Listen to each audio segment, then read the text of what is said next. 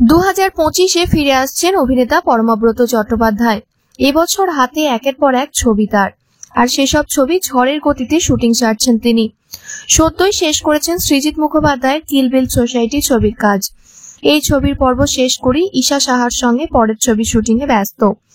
কেন এত দ্রুত কাজ সারছেন প্রযোজক, পরিচালক, অভিনেতা পরমব্রত চট্টোপাধ্যায়?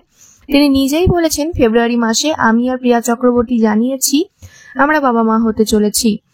জুন মাসে হয়তো সন্তান জন্ম নেবে। এই সময় প্রিয়ার পাশে আমার বেশি থাকা দরকার ছিল, কিন্তু কাজের চাপে যেটা আমি পারিনি।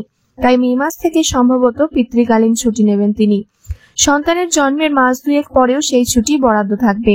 পরমব্রত আরো বলেন, নিজের চোখে সন্তানের বেড়ে ওঠা দেখতে চাই। একই সঙ্গে প্রিয়ার পাশে থেকে ওর সঙ্গে কাঁধে কাঁধ মিলিয়ে সন্তান পালনের দায়িত্ব ভাগ করে নিতে চাই। কারণ স্ত্রী অন্তঃসত্ত্বা মানেই স্বামীর দায়িত্ব শেষ নয়, বরং বেশি করে স্ত্রীকে আগলে রাখা। কারণ এই সময় ভালো মন্দ সবকিছুই স্ত্রী একমাত্র স্বামীর সঙ্গেই ভাগ করতে চায়। এর আগে বলিউডে পিতৃকালীন ছুটি নিয়েছিলেন রণবীর সিং। দীপিকা পাডুকোন অন্তঃসত্ত্বা হওয়ার খবর প্রকাশ্যে আসার পরে তিনিও জানিয়েছিলেন নতুন মা এবং সদ্যজাতের পাশে থাকা তার দায়িত্ব ও কর্তব্য।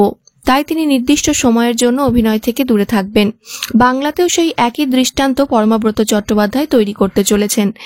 এমন প্রশ্ন করাতে পরিচালক হেসে ফেলেন এবং বলেন, এর আগেও নিশ্চয়ই কেউ না কেউ এই পদক্ষেপ করেছেন, হয়তো সেটা জানা যায়নি।